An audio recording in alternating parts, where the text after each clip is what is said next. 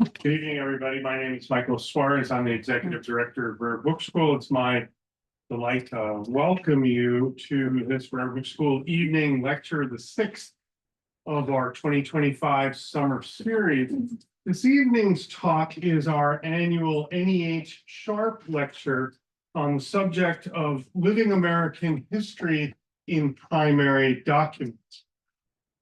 Our distinguished speaker, Emily Rose, is currently visiting fellow at Murray Edwards College, Cambridge University. Among her many prestigious appointments, she has also been a visiting scholar at Harvard. Professor Rose received her PhD in history from Princeton and has published widely in such journals as Der Gulden Passer, Parliamentary History, the Huntington Library Quarterly, Studies in the Age of Chaucer, and the Journal of English and Germanic Philology. Her book, The Murder of William of Norwich, The Origins of the Blood Libel in Medieval Europe, published by Oxford University Press, was named one of the 10 best history books of the year by the Sunday Times of London. It was described by the Wall Street Journal as a landmark of historical research, and it received the Phi Beta Kappa Society's Ralph Waldo Emerson Prize for scholarly studies that contribute significantly to interpretations of the intellectual and cultural condition of humanity, including works in the fields of history, philosophy, and religion, as well as the social sciences. The book was held out as a model of thoroughgoing historical scholarship that should be studied by scholars who wish to bring the humanities to the public square. What better plaudit could there be? We are delighted to have Professor Rose among us. Please join me in warmly welcoming her.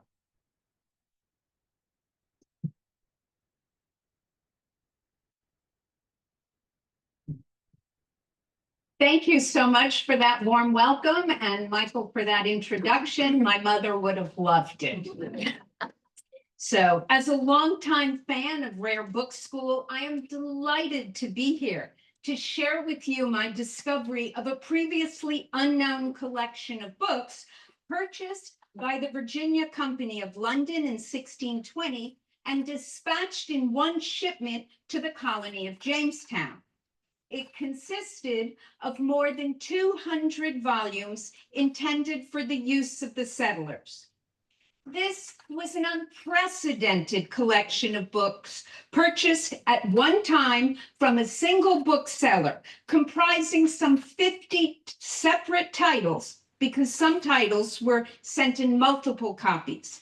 About half the books offered practical information about agricultural commodities and trade goods, and the other half was religious and inspirational. So for the most part, the volumes were popular self-help books intended to nurture the body and the soul, or as I say, eat, pray, plant. So in the time we have together this evening, I can only touch on some interesting issues, and I'm happy to address other topics in the Q&A afterwards. We know about the collection from a purchase receipt I came across in the business papers of the company in Magdalen College, Cambridge, while conducting research on early English investment in America. So I'm a British historian. An American, but a British historian. The books themselves do not survive, but we have the titles and prices, and I can identify the authors and editions of almost every one. These were actual prices paid, not guesstimates of value from a probate inventory. So we know exactly what was paid in relation to other company purchases, what the collection originally looked like, how it was shaped, when, and by whom. So what makes the list so special is that most other book lists of this period and for decades after are probate inventories of books acquired at different times.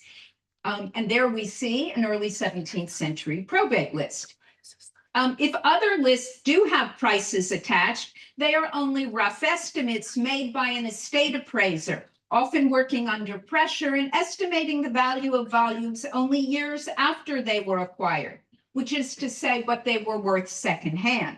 In many cases, books on such lists are only vaguely identified. A Bible, 3 small books, my Psalter, that kind of thing. As probate inventories, they were commissioned for inheritance and tax purposes. Our Virginia book list, in contrast, is a list of prices paid at a single time, December 1620, from a single bookseller, most likely John Budge of London, a shareholder who had previously supplied books for the company on different occasions. Budge had a stall at the sign of the Green Dragon in St. Paul's Churchyard, and later at the New Exchange, seen here known as Britain's Bourse. He had published sermons by William Cooper, John Denison, and others, generally in 12mo for portable, cheap reading. Therefore, he knew his audience, he knew his suppliers, and he knew his consumers. Most of the titles were acquired in single copies, probably to be kept in a chest near the church and seat of government in Jamestown. But a few were acquired in 3 copies, and I think these were possibly intended for the separate nuclear settlements, the boroughs, of Jamestown, Elizabeth City, and Henrico, which you see here. Although, to be honest, that's just a surmise. A couple of titles were purchased in much larger numbers for wider distribution, as I will discuss. So to introduce this list, I will offer a very brief overview of the context in which the collection was established, then review the religious texts for what they indicate about conventional Anglican orthodoxy in this period and the religious practices of the colonists. I will then discuss the agricultural and scientific texts intended for use in the colonies to get a better sense of the technological interests and capabilities of these new Americans. And finally, the payoff, I'll discuss the books as a collection and consider what distinguishes this group of books from those in other early collections and libraries. So I leave it for you to decide whether this singular group of books can be considered a library. So, most book lists and catalogs from the period are rather idiosyncratic and reflect personal taste or inclination, either of the donor or of the recipient. But the Virginia books reflect general interests. They were paid for by a group, the investors, a committee, the investors in colonial settlement. And they were intended for a group, not for one minister or one person, but for all the colonists, not just their clergymen or their leaders, such as the ones pictured here, Lord de la Warr, Sir Thomas Gates, Sir George Percy, who also procured gold buttons and starch for their lace ruffs to be sent with the colony. We know how much they paid for those, and along with the Venetian glass that was unearthed and other luxuries such as the silver spangles on a sash that was unearthed and the silver ear picker. So we know where books come in those kind of lists. But these early 17th century books that I will share with you were not luxuries. This was not a collection for leisure or scholarship. It included no works of Renaissance poetry, no translations of the classics, no books of law for the governor of his council. That was the preoccupation for some individual colonists, such as John Torrey, who famously requested his friends send him some leisure reading from London, or George Sandys, who completed his translation from Latin of Ovid's Metamorphoses while he was living in Virginia as an official of the Virginia Company. With one or two exceptions, the books on our list were all in English. And for the most part, they were bestsellers in cheap print and small size, or as Ian Green called popular, inexpensive books of Protestant interest, steady sellers that came out in numerous editions over many years. The collection in Jamestown, and here you see Jamestown is a swampy island and pretty isolated. And there we have a 17th century chest and a mid-20th century imagination of what the arrival looked like. So I figure you should look at some other things besides only title pages, because I know you've been looking all day at book titles. So the collection in this Jamestown shipment alone was larger than that of any known parish library in England of this date, and would have been a substantial resource for the early colonists, the likes of which they would not have had access to at home in England. So to cut to the chase, for those of you here who thrive on book data, in all, the company spent more than £15 on books in one lump sum, a significant figure. Size and format ranged from impressive folio volumes, about 19 by 12 inches, of hundreds of pages, to small, inexpensive duodecimo pocketbooks and pamphlets of a mere 12 or 24 pages.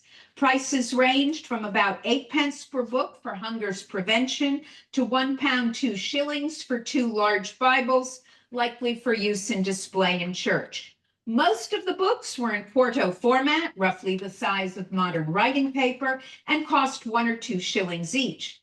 But as we know, the size of sheets was large in this period, so quarto and octavo volumes were not necessarily small.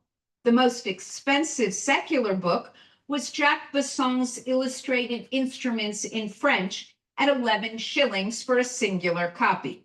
The cheapest was 2p for a catechism. So the company acquired varying numbers of each title, from a single copy to 50 of one edition. So the books we are considering today were purchased in late 1620, the same month the Pilgrims arrived on the Mayflower and set foot on Plymouth Rock. Pilgrims, I might add, who were originally recruited by the Virginia Company officials, the same officials who ordered the books on this list. And the books were apparently shipped in the Abigail in early 1621 and arrived at the end of the summer. And if you, like me, are a Northerner and grew up on the Northern narrative of early America, the Northerners were religious and devoted. The Southerners were feckless, cavalier, and not serious. I think you will see that this book list suggests otherwise. So let's look at the contents. Nearly half the titles sent by the Virginia Company to America were religious. They include a few copies of the Bible, but not that many as one might have expected. Psalms, catechisms, and other works of doctrinal and moral instruction, advice, and interpretation. The strain is strongly Protestant. There was a good selection of exhortatory sermons, exposition of scripture, catechetical texts, and advice on behavior and living a good Christian life. There were also suggestions for private meditations. And one book, as far as we can tell, one copy of the Book of Common Prayer, not more.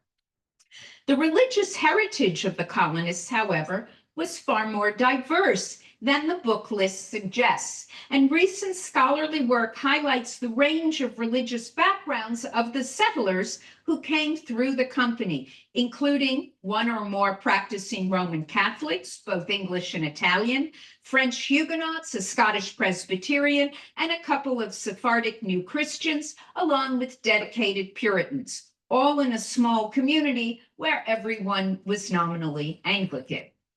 The books sent to Virginia in multiple copies were Psalters, sermons, and catechisms, cheap and cheerful, or sometimes cheerful and sometimes grim in equal measure. Some of the contents were well known to contemporaries, such as John Norden's Poor Man's Rest, the 8th edition of which appeared in 1620, Lewis Bailey's The Practice of Piety, which you see here, the collected works of Henry Greenwood, Clement Cotton's best-selling collection of prayers, The Mirror of Martyrs, which you see here, 2 different works by William Cowper, and work by the noted Puritan William Gouge. The company sent Gouge's work on Ephesians, the earliest surviving copy of which dates only to 1630, a decade after the volume purchased for Jamestown. So here are a few more titles of what was sent. Among the books that had just appeared in print, Robert Whittle's The Way to Celestial Paradise, declaring how a sinner may be saved and come to everlasting life, was first published in quarto in 1620. Samuel Smith's Joseph and His Mistress, The Faithfulness of One and the Unfaithfulness of the Other, laid down in 5 sermons, and John Dennison's The Heavenly Banquet or The Doctrine of the Lord's Supper were both printed in 1619. The company acquired 6 copies of Robert Bruin's Pilgrim's Practice, hot off the press. The title was only recorded in the Stationer's Register on December 11th, 1620, the very month the books were purchased. It appears, therefore, that the company aimed to provide some of the latest works, as well as many older classic texts. My favorite author on the list is John Dodd, known as Decalogue Dodd, for his bestseller on the 10 Commandments. And he was the father also of 10 children. The selection of religious volumes demonstrates an interest in basic instruction in the tenets of the faith and an emphasis on upright behavior, reflecting the priorities of the company. Providing copies of Denison on the Sacrament, Dodd on the 10 Commandments, and Downham against swearing reflects the concerns of company officials that the colonists work hard and conduct themselves in an appropriate manner and respect authority. Company officials also chose authors with whom they were familiar. So there are lots of connections between these authors and the shareholders. In short, at a time when England was divided among separatists, Puritans, or as my supervisor said, the hotter sort of Protestant, Laudians, surreptitious Catholics, and conversos of Jewish heritage, the company was able to identify and supply mainstream religious fare that apparently reflected a common consensus. There was almost an obsessive interest in prayer, as Rachel Denkert has pointed out in another context. But there was apparently not much attention to Bible reading. Bibles, after all, were heavy, expensive, and challenging to read. The basic catechisms and psalters sent to Jamestown were far more accessible to those with different levels of education, including those with no education at all. Such books could also be used to teach reading more generally. The catechisms and sermons were simple, short, or at least shorter, engaging, and time-tested in the pulpits of London and elsewhere. So now we turn to the other half of the collection, which consisted of eminently practical books. Some were expensive, and a few hefty tomes served as important works of reference. But most of the others were additional forms of cheap print meant to be widely distributed. The agricultural and husbandry books on the list are a fascinating mix of herbals and books on farming, physics, and engineering. Their very presence undercuts the widespread notion that the Virginia adventurers were solely intent on profiting from the mining of gold and silver, or later tobacco. The books, many of them recent translations from French and Latin, focused on the latest science in husbandry, which is the act of raising plants or animals for food, agronomy, science, and medicine. Some of these, actually many of these, were related to what we now call bioprospecting. The interest in finding new plants that would be open to commercial production dates back to England's earliest efforts to settle and exploit the New World. English explorers were looking for foodstuffs, luxury medicines, any kind of product that could command high prices in London and be worth the cost of cultivation and transport. John White, for example, the artist of the famous drawings of Indians he saw at Roanoke in the 1570s, had been seeking sarsaparilla root, which he believed to cure syphilis. He apparently sent back a drawing of a related plant. And in 1610, sarsaparilla commanded 200 pounds per ton in London. The problem was it grows all along the eastern seaboard, and so one shipment tanked the whole market in London. Yes. The value of new spices, flavorings, medicines, and beverages promised to surpass even that of gold. At this time, a pennyworth of nutmeg could be sold for 50 shillings in London. This was the decade that Sir Thomas Smith, the head of the East India Company, as well as the head of the Virginia Company, first learned about the possibilities of drinking tea, drinking coffee, and drinking root beer. So he's figuring out which ones he wants to sell. But it was medicine as much as food and beverages that promoted exploration and commanded high prices. Nicholas Monardus wrote that tobacco could cure 36 different health problems. So the company spent a lot of money on the works of Gervase Markham, a popular writer best known for his work, The English Housewife, containing the inward and outward virtues which ought to be in a complete woman. The company did not actually send any advice about being a complete woman, but it did send advice on birds and bees. Supplementing earlier volumes it had dispatched to the colony, the company sent various works by Markham, apparently in different versions, including Hunger's Prevention, subtitled The Art of Fowling.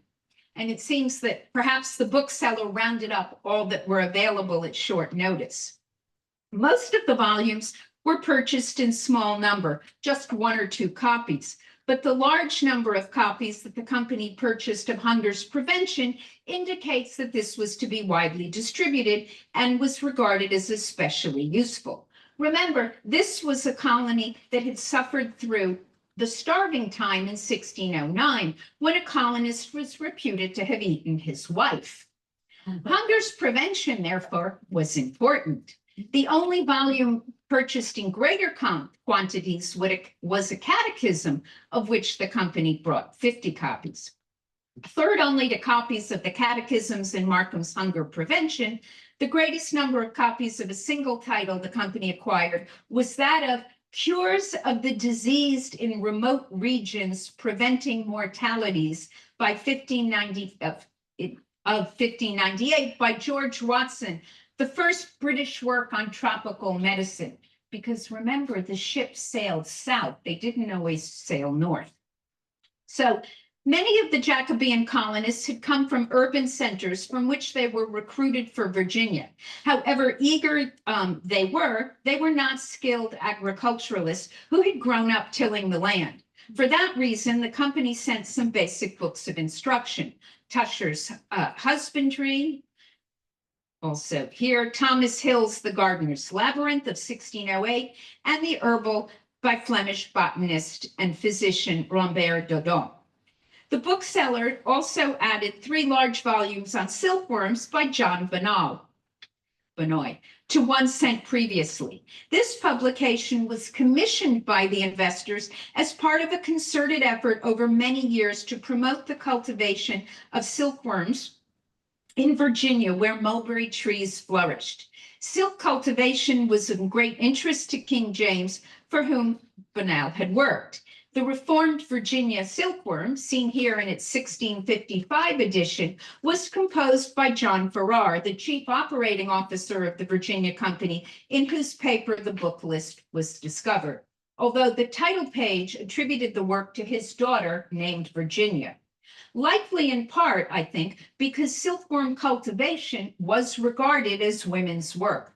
So the pamphlets on silk making may have been intended particularly for the 56 handpicked women of good character whom the company shipped out as possible wives for male colonists in the same year. It was said, I said it was possible to identify almost all the volumes, but one title is particularly intriguing. It is labeled Gosnold's Virginia. I suspect it is what we know today as Brereton's Brief and True Relation, shown here in a copy owned by UVA. Bartholomew Gosnold, the first governor of Virginia, was the father of Martha, for whom he named the island of Martha's Vineyard on an earlier voyage. He died in Virginia in 1608, shortly after his arrival. So now we come to the significant question raised by this list of books. Were the books on the list intended for use in what we nowadays consider a library? We've reviewed some of the 200 books the Virginia Company purchased in December 1620 and sent to Jamestown early in the new year. Other colonial companies sent a few books along with their settlers or ministers. So aside from the number of titles, what makes the Virginia collection so remarkable? What would qualify it as a library? After all, we don't know, as I've been told, where these books were stored, who had responsibility for them, or how they were distributed or accessed. So far as we know, there was no press mark, no special bindings, book plates, or other indications to identify them and indicate the way they were intended to be used. So as readers and writers, especially those here at Rare Book School, we celebrate libraries. The library here at the University of Virginia, started by Thomas Jefferson, the first public library, the first circulating library, the first free library, and the first surviving library building. All of them date from the 18th century. Ben Franklin's Library Company of Philadelphia, 1731, which was based on membership by subscription, is conventionally identified as the first library in America. And by that, we mean North America. Just click don't allow, I think. Do I want it? No, just, yeah. UNESCO calls the oldest public library in Americas the 𝘕𝑒𝑠 Palafoxiano, founded by Bishop Juan de Palafox in Mexico in 1646. I want to propose to you that the first public library in America was a generation earlier, that it began at the start of colonial settlement right here in Virginia, and that it was unique and remarkable for its time. From the very first, reading was tied up with notions of American opportunity. Why do I suggest these books constituted a library? They were evidently not dispatched for individual sale or restricted viewing. The Virginia Company established an American collection, quote, "the full view whereof is prohibited to no man," end quote, as was explained in a later legal document, part of the lawsuit connected to the dissolution of the company in 1624. This was an institutional initiative. The books were paid for by the shareholders, chosen by the company's representatives, and intended for the use and readership of colonists as a group rather than particular individuals.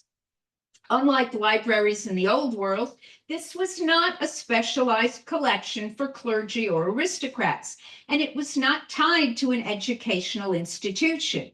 Such, for example, was that of Bishop Palafox, who donated his extensive personal library to a religious college, or that of Thomas Jefferson, who set up the library at UVA. Books sent to Jamestown by the Virginia Company were rather typical of America itself. They appeal to the self-made and ambitious. In contrast to the Virginia collection, most other early 17th century libraries were attached to religious or educational institutions, such as parish or school libraries. Only a few civic libraries had been established in England before 1620. Even so, civic libraries in England were largely religious in nature. Their books were often stored at local churches, and readers were usually dependent on the continued benefactions of local worthies and their individual tastes. Consider, for example, one of the oldest parish libraries in Devon, the large collection of books given to Barnstable by the family of John Doddridge, MP and solicitor to James I, and you see him over there, looking rather grim. The great majority of his 112 books consist of large folio volumes of Latin theology, wonderful doorstoppers. The Civic Library of Ipswich, established for preachers, was heavy with works of Latin theology, just as were parish libraries established in Suffolk in the same period, even those funded by local businessmen, some of whom probably had shares in the Virginia Company. The Virginia Company's shipment of books for American colonists stands in marked contrast as well to the contemporary libraries of the great universities, where many of the colonial investors had matriculated. There is little, if any, overlap between the books for Virginia discussed here and the holdings listed in the contemporary catalog of the collection made between 1600 and 1624-5 at the Bodleian Library in Oxford. So, works of fiction, literature, entertainment, news pamphlets, classical and historical volumes in early Virginia seem to have been acquired by individuals rather than the company. It is thus worthwhile to compare the books purchased by the company with those donated by officers of the company in their individual and not corporate capacity. And we know a number of those. We know that a number of the investors and officials donated books to various institutions from their personal libraries. In keeping with the traditional tastes of gentlemen in this period, these were mostly classics, belles lettres, theology, and history. And as we have seen, books provided by the company for the new colonists was different in character. So the list also raises questions about the availability of books for women, who are usually assumed to have preferred imaginative literature rather than works of science, religion, and agriculture. It is interesting to note, therefore, that when a Virginia widow in 1701 chose books from her husband's library to keep for herself, 4 of the 6 she named were religious titles sent by the Virginia Company almost a century earlier. Recent studies suggest that even much later in the 17th century, 35% of the probate inventories that survive provide evidence of book ownership, 35%. And of these households, most owned fewer than 10 and almost half owned fewer than 5 books each, most often copies of the Bible and other religious works. Book ownership in America is said to have been limited by the low rate of literacy, by the absence of booksellers. Although many of those who could not write or sign documents with some form of mark might have been able to read and certainly could listen to anyone in the household who read aloud. The list of books sent by the Virginia Company, therefore, suggests that one must separate learned culture, as represented by the taste of such men as John Corey, George Percy, and George Sand, from the working and everyday literate culture of many of the colonists. So, in conclusion, what I propose was that the first American library established by the Virginia Company was remarkable for its time. It was open to all and not limited to scholars, churchgoers, or students. This was a resource for working men and working women and their families. Apparently, these works were meant for the use of men and women, young apprentices, indentured servants, and orphans shipped from Bridewell, as well as for Native American students anticipated for the intended college at Henrico, for which some earlier volumes were dispatched. The list enhances our understanding of early modern devotional reading, which it has been argued has received slight attention. It also opens up new avenues of consideration about scientific enterprise and the spread of practical knowledge. The books seem all of a type, all printed, almost all in English, none too expensive.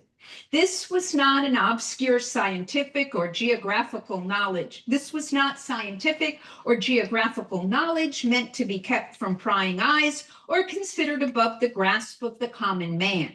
None of it was unique or so specialized that it circulated in manuscript copies, like some Renaissance herbals, philosophical tracts, alchemical treatises, or medical recipes. None of it was beautiful and pricey, intended to look good on the shelves of an elegant library. Books were important to the company and to the colonists. From this list, we now know that adult men and women and adolescents in the early 1620s in Virginia were equipped with 30 copies of The Art of Fowling, 29 copies of Cures of the Diseased, 6 copies of Meditations, 50 cheap catechisms, and herbals, as well as hundreds of pamphlets on silkworms. The existence of the book list, and thus information about what I call America's first public library, casts a different light on our understanding of early Virginia. Far from being a preserve of the elite, this collection of books appears to have been accessible to all. Debatable, but arguable. A large number of books were available in their own language to the meanest, youngest servants of the Chesapeake. For the enterprising immigrant determined to better himself or herself, therefore, the means were available, opportunities that could not be found at home in England. Although much attention has focused on the learned culture of Virginia gentlemen and their private libraries, it is worth noting that not for centuries after did the people of Virginia have access to a range of titles comparable to that provided in the colony's earliest and most difficult years. Thank you.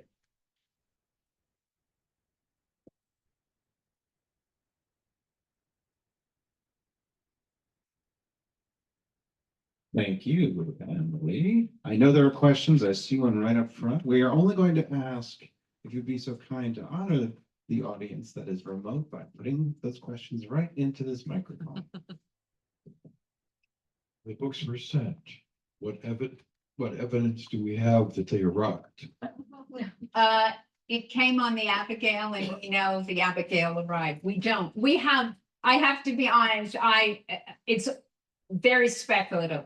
A lot of things about early Virginia, we don't know they arrived, but we have no evidence in the court cases and everything else that they didn't. And we know the silkworms didn't arrive because that ship, there were two, was attacked by the Spanish, but the Abigail arrived, people departed. And as far as we know, there were no lawsuits about the book. So there is no evidence on the Virginia side that the books ever arrived. And No evidence. And no surviving copies known. No one of the things I come to talk about why I think there's no surviving evidence. This is cheap. We know they were probably not covered in anything more than light paper.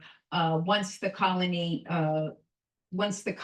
was dissolved, there was no keeping. They probably went to individual owners and even could have been used as toilet paper. And so far as you know, there were no marks of ownership. No marks of use, whatever. Nothing. And there are no marks. We know even for some of the big works, there are no marks of ownership We know the Virginia Company provided books to civic libraries in England as part of the way of endearing themselves to localities where they ran lotteries to fund the colony. Some of those books survive. They also do not have book plates, press marks, or any indication that these were donated by the company, provided by the company in England to libraries. So, but some of those survive. It's heartbreaking, isn't it? It's heartbreaking. Yeah. Total.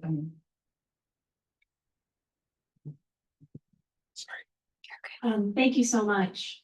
I was interested in how you would put the ideological and political components of this collection in conversation with later political and ideological sending of books to Virginia. I'm thinking mainly of the Little Gidding community, sending copies of the Icon Basilica in 1649 as part of like an explicitly royalist Anglican project.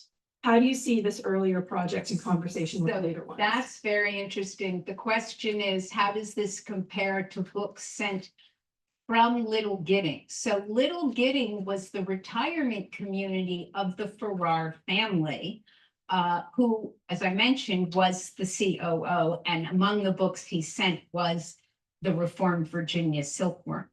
I think this is very carefully not ideological. I think, or as little, I think it tries not to be ideological. There were people investing in the company of all stripes. They were trying to get along with James I. He ends up dissolving the company. But in this period, they would not set a foot wrong. They're very careful. There are a lot of people eager to stir up trouble and looking at what is sent. So there are no books of exploration, which could be considered also controversial. There are, I think they're utterly conventional.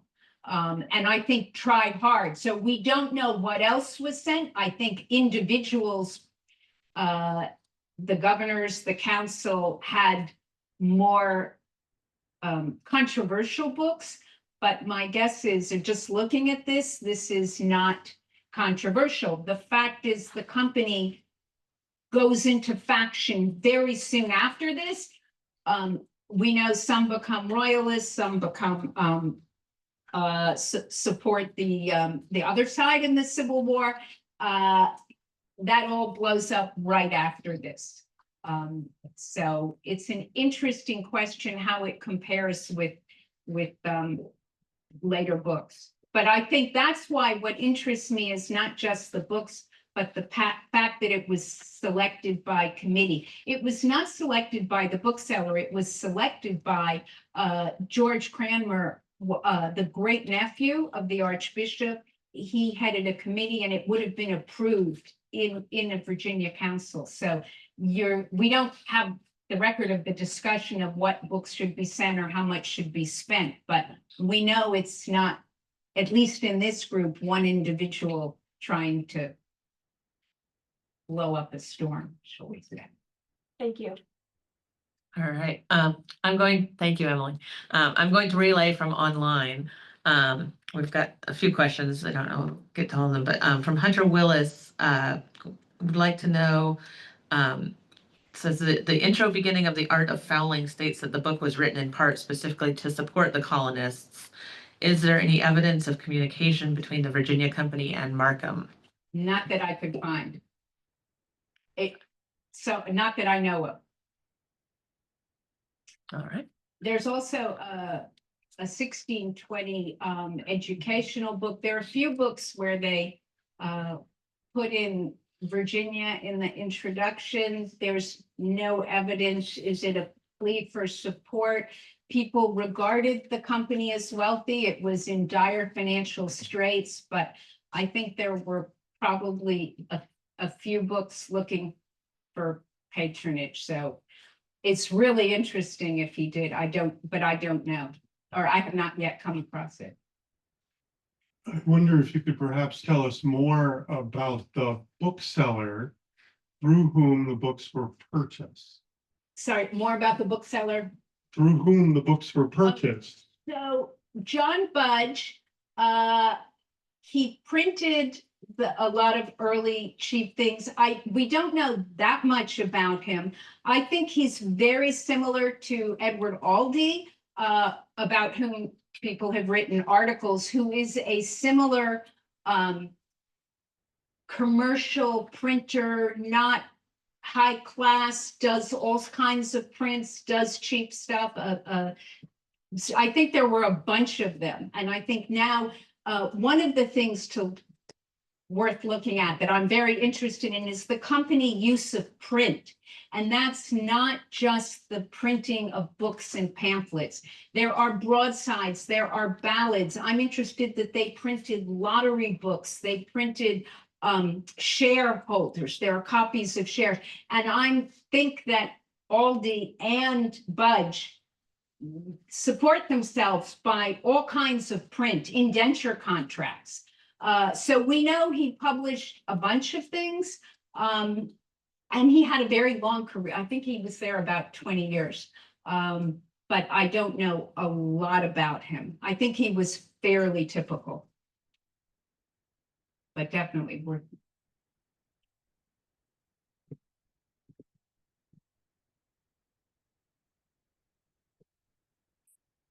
One thought in support of your argument. The books that were sent were by definition the books that tend least to survive. Yeah.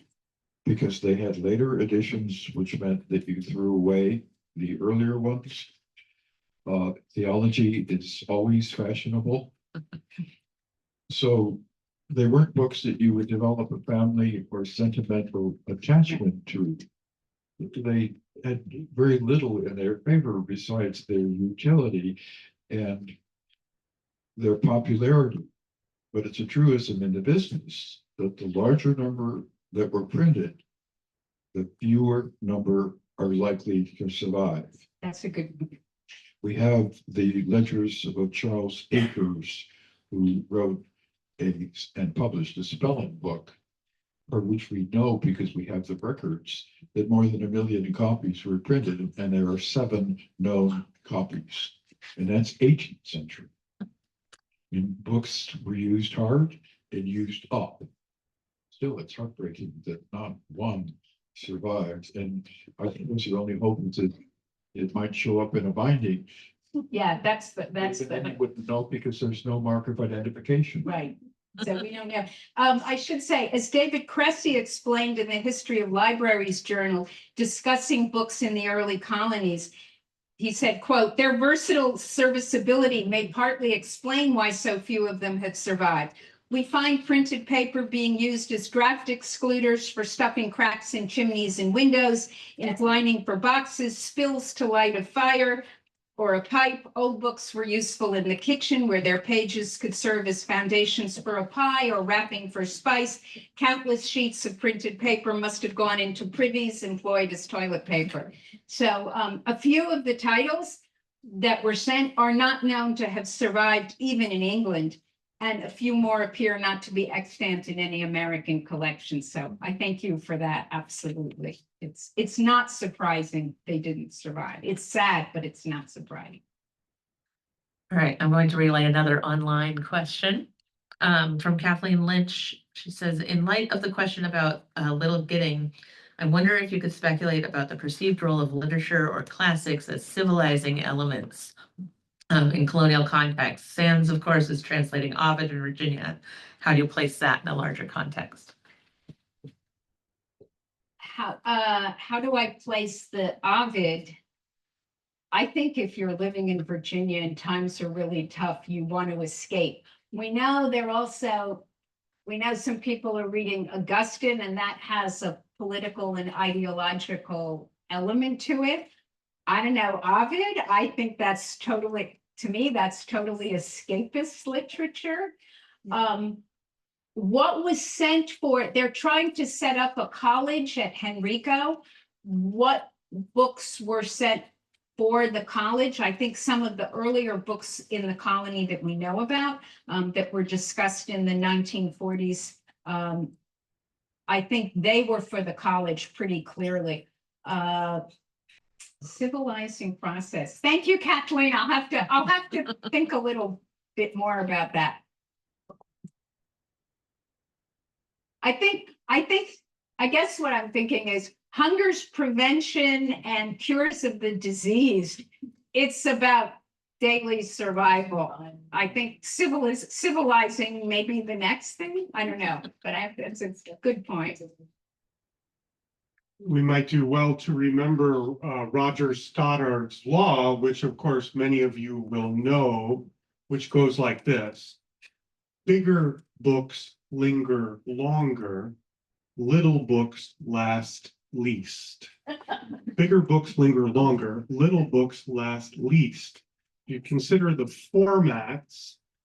These are 12 mo small octavos.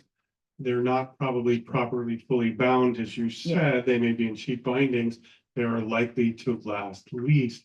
I think that this presentation we've had is deeply stimulating and provocative in the best intellectual sense of the word. And I'd ask you please to join me in thanking Professor Rose.